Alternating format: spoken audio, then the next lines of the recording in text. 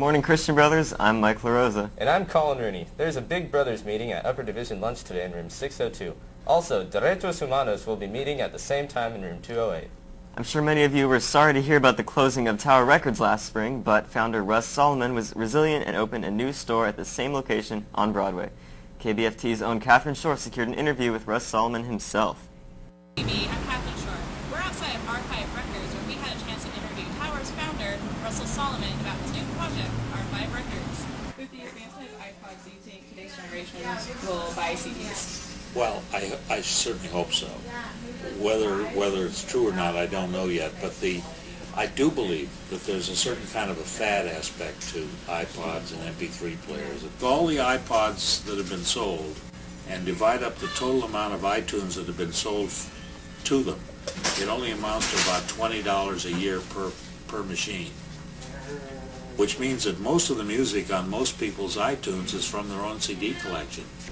But I think that the record industry is beginning to realize that they better come out with something which young people can buy at a price that young people can afford. Other than the fact that you have a tangible copy of music, why should customers shop at Archive? Okay. Well, because Archive is probably the best record store in Sacramento, that's for sure. Where did you come up with the name Archive? Well, it was tough to find a name, actually, because when you start thinking about a name for a store, they're all used. So I figured, well, R for Russ and 5 for my favorite number. I just made it up. Where do you see the record industry in 5 years? Well, I think that we may have hit, in the case of the physical record industry, you got two parts to, you really think of it as a music industry. The truth of it is the music industry is growing. There's more units of music sold if you add the digital sales to the physical sales than ever before. So as an industry, that part's growing. If you look at the record industry as being just the physical part of it, CDs, I think we may have bottomed out, and I think that there's going to be kind of a resurrection over a period of time. One of the problems that has beset the record industry that most people don't think about is the disappearance of retail. There's no retail stores out there throughout, if you look at the whole country, as opposed to just a place like Sacramento. And so without those stores, why you haven't got all that inventory and all that selection of music being placed where people can get at it. And as those stores begin to build up, and I think they will a little bit all over the country, and better stores, that's important, why we might turn the other way. People always want music. Everybody, every age. And the nice part about it in the last few years is they keep liking it. So I think that there's probably growth in the record music industry. And then don't forget, the other important part of the whole thing is video music. That's really the growing part of the whole thing. As you can see, Archive has a promising future. This has been Catherine Shore reporting for KBFT Sacramento.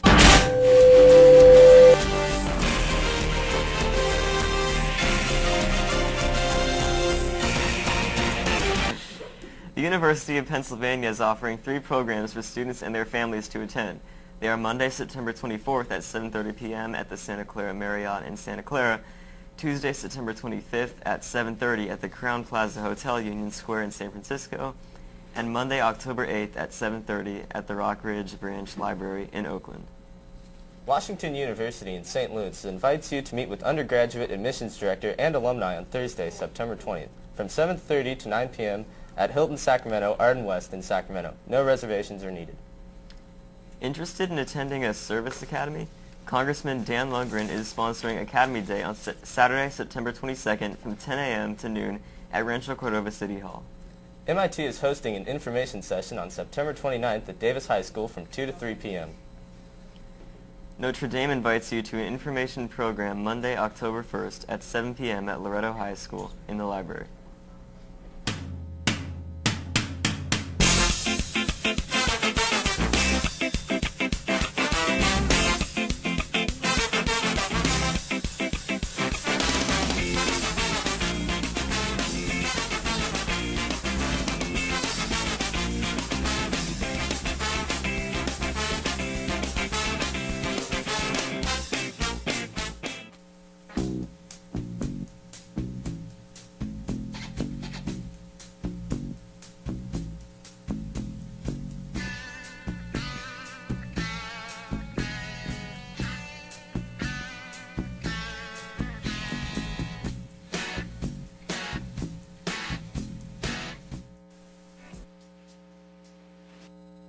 Honey, look at this.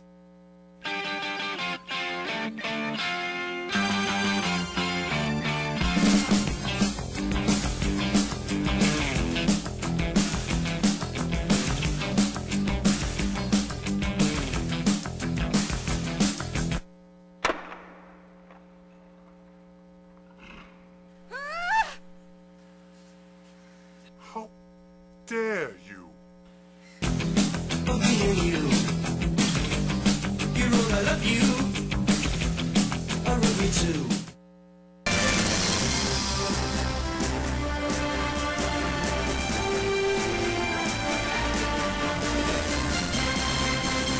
Attention seniors, sign-ups are now available in campus ministry for the 4 Kairos retreats this year. Come by before school, at break, at lunch, or after school to sign up for the Kairos retreat you want to attend. For all Kairos alumni, you have a 4th day gathering in the chapel this Thursday at 8 a.m. There's a sophomore family liturgy this Sunday at 9:30 in the gym, followed by a continental breakfast in the cafeteria. If you wish to attend, please be sure to turn in your RSVP to the main office.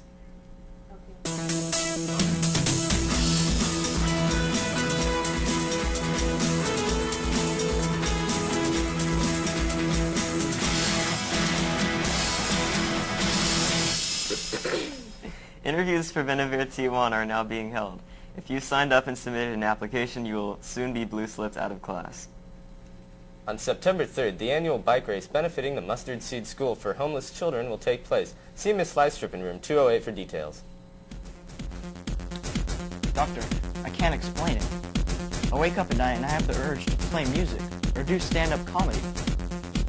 Other times I feel like I need to recite poetry or sing. It's all so strange. From your test results and your symptoms, I see there's only one possible cure for you. You're gonna have to try out for open mic.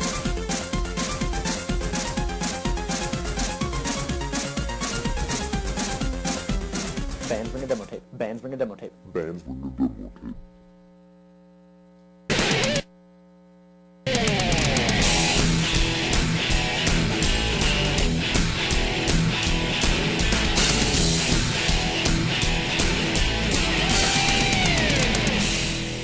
Hey CB, I'm Mina Mohadis with your Friday session of KBFT Sports.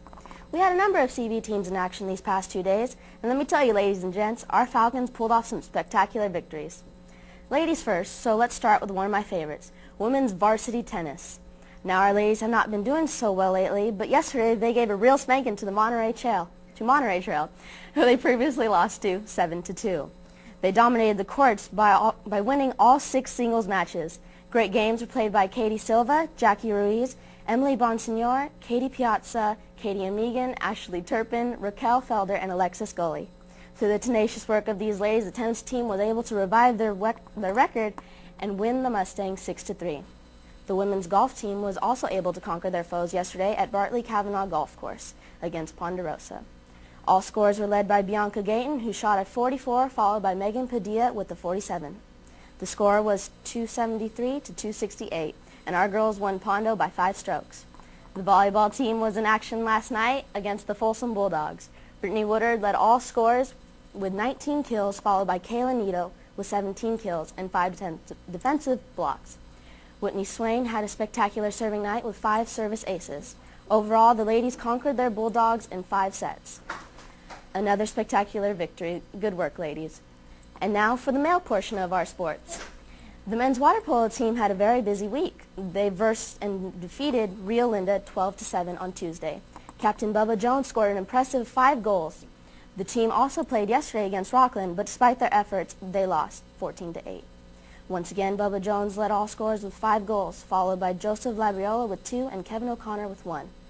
Now here on KBFT Sports, we don't usually focus on the lower division athletics, but one particular event in freshman football deserves some recognition. In the David and Goliath showdown of the week, our freshmen defeated St. Mary's freshmen with a score of 7-0. Good job, freshies. On today's agenda for CB Athletics, the men's soccer team will kick off their tournament at Foothill High. The first game is 11:30 and the second at 4.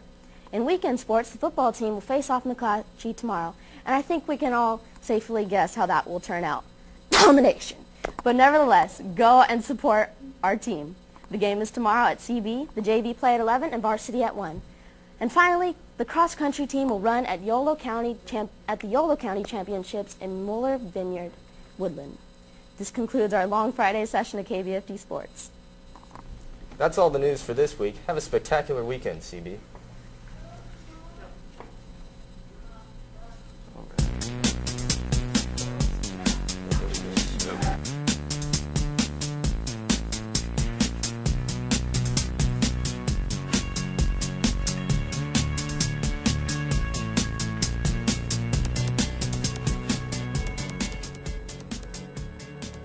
That throw was in between the two of them. Yeah, he had Mike Jackson, number 80, wide open. And but there was a little pressure on him. Wide open. They run that halfback pass with Lavinda in motion. And as an ex-quarterback, he could throw the ball. That was a good call, actually, on first down.